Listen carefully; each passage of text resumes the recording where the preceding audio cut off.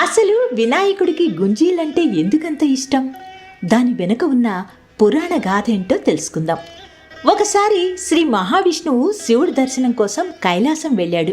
శివ దర్శనం అయిన తర్వాత విష్ణువు తన శంఖ చక్ర గద ఆయుధాలన్నీ పక్కన పెట్టి శివునితో కూర్చొని లోకాభిరామాయణం మొదలుపెట్టాడు. శివుడు విష్ణువు సంభాషణల్లో మునిగి ఉండగా అటుగా వచ్చిన బాలగణపతి స్వర్ణకాంతులతో దగదగలాడుతున్న సుదర్శన చక్రాన్ని చూసి ముచ్చటపడి దాన్ని చేతిలోకి తీసుకొని అమాంతం మింగేశాడు. ఆ విషయాన్ని శివుడు కానీ విష్ణువు కానీ గమనించలేదు. కొంచెంసేపు తర్వాత విష్ణువు తన ఆయుధాలు ఉంచిన చోట చూస్తే సుదర్శన చక్రం కనపడలేదు. అప్పుడు విష్ణువు సుదర్శన చక్రం కోసం కైలాసం అంతా వెతికాడు. అప్పుడు బాలగణేశుడు దేనికోసం వెతుకుతున్నావని విష్ణువుని అడిగాడు. సుదర్శన చక్రం కనపడటం లేదని విష్ణువు చెప్తాడు. అప్పుడు గణేశుడు సుదర్శన చక్రాన్ని తానే మింగేశానని చెప్తాడు.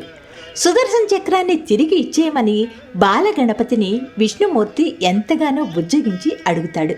కానీ గణపతి ఇవ్వడు. ఆ సమయంలో గణేశుడిని ప్రసన్నం చేసుకోవడానికి విష్ణుమూర్తి కుడి చేతితో ఎడమ చెవిని, ఎడమ చేతితో కుడి చెవిని పట్టుకుని గుంజీలు తీస్తాడు.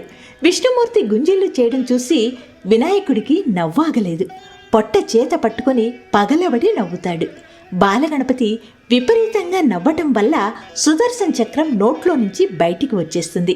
ఆ దెబ్బకు బ్రతుకు జీవుడా అనుకుంటూ విష్ణువు తన సుదర్శన చక్రాన్ని తీసుకొని వైకుంఠానికి తిరిగి వెళ్ళిపోతాడు.